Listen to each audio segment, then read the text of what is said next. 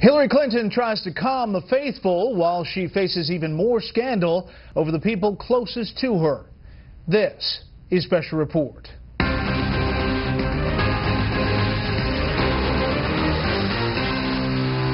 Good evening. Welcome to Washington. I'm Brett Baer. We begin tonight with Hillary Clinton's attempt to preserve her lead in the Democratic presidential race amid drama over her top aide's many jobs and her husband's many speeches.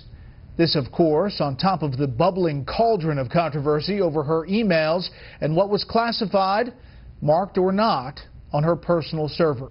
Chief White House correspondent Ed Henry has tonight's top story. A delicate balancing act for Hillary Clinton, who today used the Democratic National Committee's summer meetings to try and convince the party faithful there's no need to turn to Vice President Joe Biden without directly attacking him, and also trying to turn attention away from her own email fiasco.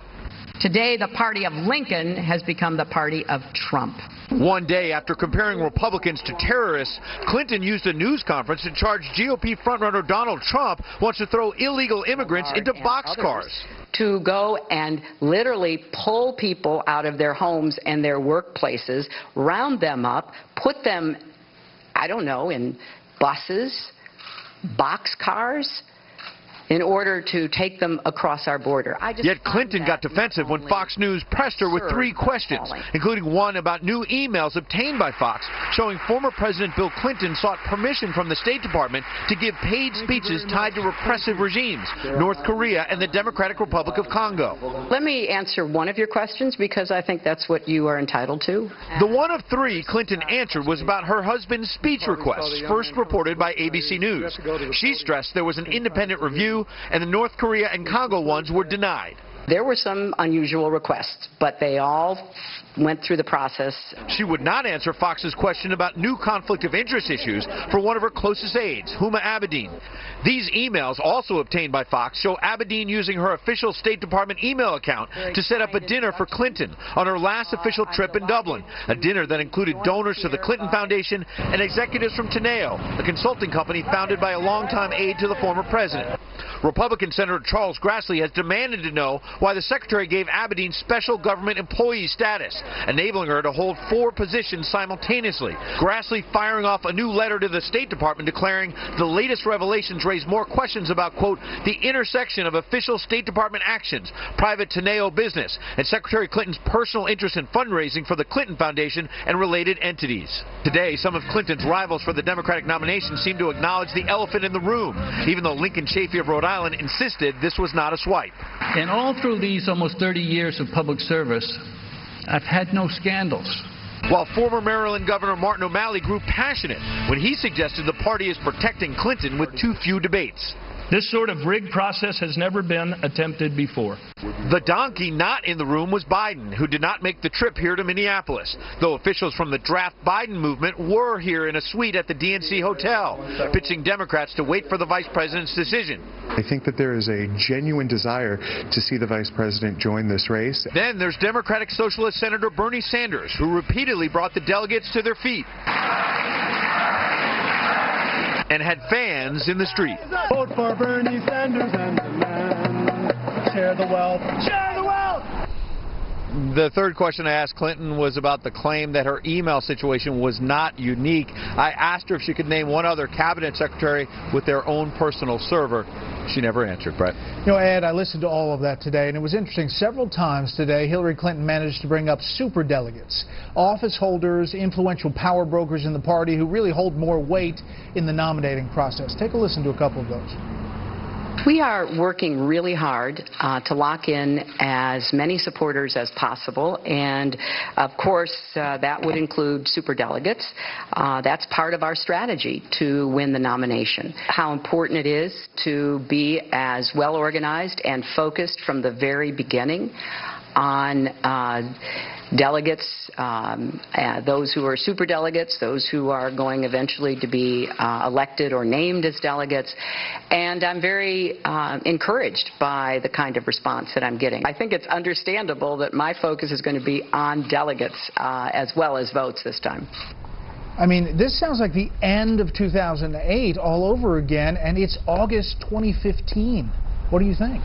Yeah, it's so early, and it's sort of a clue that tells us maybe she's more nervous than she's letting on in public before this event here with the DNC, because you're right, in 2008, she was ahead of then Senator Barack Obama in superdelegates, these power brokers who were giving her their votes. When Barack Obama started winning various caucuses and primaries, they shifted over. These superdelegates can flip, so they flipped against Clinton. Interesting, because she may be also trying to send a signal to Vice President Biden, don't get in, I'm inevitable. But as I just talked to one top advisor to Martin O'Malley, the advisor said she tried to be inevitable in 2008. How'd that work out? Right? Yeah. Ed, thank you. GOP candidates who have been taking abuse, let's say, from Donald Trump are now starting to throw some elbows of their own tonight. Here's Chief Political Correspondent Carl Cameron on the Republicans. Focusing on national security, GOP rivals warned that Donald Trump's insults and threats put the world at risk. Jeb Bush with veterans near Norfolk, Virginia's naval station. I think it actually is politically counterproductive to say that someone's stupid or someone's an idiot or all this stuff that we now hear in the political discourse. This is just really, it has no relevance to the challenges we face. Fear that Trump may literally go nuclear has emerged in town halls. The guy in the red hat, an obvious jerk. I won't mention any names. But anyway, it seems, I don't want him answering that phone at 3 o'clock in the morning. Bush trashes Trump for having backed abortion rights and universal health care in the past, but acknowledges the billionaire's momentum and message. He's tapped into this anger and angst that Washington's not working. I totally get it.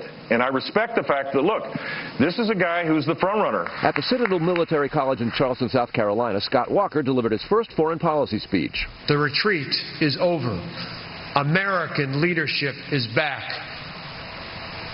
American leadership is back, and together with our allies, we will not surrender another inch of ground to terrorists or any other power that threatens our safety. Saying it's no time for untested leaders, Walker disputed Trump's charge that all U.S. leaders are corrupt, incompetent losers. And there are some who would question whether our leaders are capable of rising to the challenges of our time and whether our country is capable of continued greatness. I do not share that view of America. Walker knocked Bush for having said he'd consult with advisors before nullifying the Iran nuclear deal. I don't need to appoint a cabinet or consult a committee. Anybody who doesn't know today that the Iran deal is a bad deal is not ready to be commander-in-chief. I am ready to be commander-in-chief on day one. Walker urged the president to cancel next month's state dinner for the president of China to protest China's cyber spying and currency manipulation. Trump said all he'd offer the Chinese leader is a Big Mac. Rolling out a hard-nosed but more sophisticated China policy, Marco Rubio said the official state visit should be downgraded to a working visit. I do not believe that we should cancel Xi Jinping's visit to Washington next month. I also do not believe that we should be rolling out the red carpet for him. This is an opportunity to speak bluntly to this authoritarian ruler, not to treat him to a state dinner. And Carly Fiorina on the trail today may have sent the tweet of the week, quote, "Our campaign car just hit a deer in Iowa. Everyone's fine, but per @Chuck Grassley, assume deer dead." Never a dull moment on the 2016 trail back. It really isn't. It really isn't. Friday afternoon. Wow. Carl, thank you. Well, listen, we're asking for your feedback tonight on some of the stories. You'll see the questions on the bottom of the screen. We invite your thoughts via Twitter and Facebook. And at the end of the program, we'll read some of them. While Donald Trump continues to lead the way for Republican contenders, potential voters have so far given him a pass on a series of reversals and flip-flops, you may call them, that would normally sink a candidate. The candidate concedes he has, quote, evolved on several issues, but as the party's frontrunner, opposite past positions on key issues usually prove to be problematic. Tonight, correspondent Doug McKelway looks at the list and how Trump may be different. Read my lips. No new taxes. 3 years after presidential candidate George H.W. Bush said that, he signed into law an increase on recording device royalties. Opponents relentlessly hounded him with accusations of flip-flopping on taxes. Fair or not, the flip-flop accusation has damaged many a candidate. I actually did vote for the $87 billion before I voted against it. Do you think a mandating people to buy insurance, is the right tool? Brett, I don't know how many hundred times I've said this too. This is an unusual interview. All right, let's do it again. If you like your health care plan, you'll be able to keep your health care plan. Donald Trump now sits high atop the Republican field, undamaged by numerous flip-flops on abortion, for example. I'm very pro-choice. I hate the concept of abortion. So I'm pro-life, but with the caveats, and you have to have with the caveats. On campaign financing. I'm using my own money. I'm not using the lobbyists. I'm not using donors. I don't care. I'm really rich. We have a lot of small contributors. I would even take big contributors as long as they don't expect anything. Trump once favored the legalization of drugs. Now he's opposed. He once opposed a flat tax proposed by Steve Forbes. Now he wants a simpler code. He once proposed a ban on assault weapons and supported longer wait times for guns. He no longer does. He once supported the privatization of Social Security. Now he doesn't. Why are his supporters so forgiving?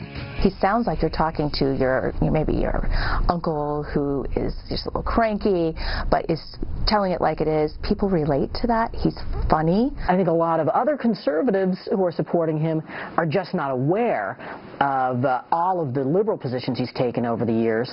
And until somebody spends a lot of money on ads publicizing those positions, they're not going to know about them. I've evolved on many issues over the years, and you know who else has is Ronald Reagan evolved on many issues. Reagan was a one-time Democrat who defended his switch to the GOP, saying, quote, "I didn't leave the Democratic Party. The Democratic Party left me." Also frequently hounded for many policy and party switches, Winston Churchill. He fired back at some of his critics, quote, "Some men change their party for the sake of their principles, others their principles for the sake of their party." Brett? Doug, thank you. Up next, Florida declares a state of emergency as a tropical storm heads that way. First, here's what some of our Fox affiliates around the country are covering tonight. Fox 25 in Boston, as a former New Hampshire prep school senior is acquitted of felony rape, but convicted of misdemeanor sex charges involving a 15-year-old freshman. Owen Labrie was accused of raping the girl as part of a senior tradition of having sex with underclass females. Fox 9 in Minneapolis, as a man identified by Homeland Security as a terror suspect is now legally permitted to drive semi-trucks. Amir Mashal has passed the requirements to get a Class A commercial license. He has applied for a school bus license as well. Mashal has been accused of trying to radicalize Muslim youth and participating in a terror training camp in Somalia. This is a live look at Seattle from our affiliate Q13 Fox. The big story there tonight, the largest wildfire in Washington state history grew by more than 22 square miles overnight, and firefighters are worried about high winds predicted for this weekend. The fire has destroyed so far at least 45 primary residences, 49 cabins, and 60 outbuildings. That's tonight's live look outside the Beltway from Special Report.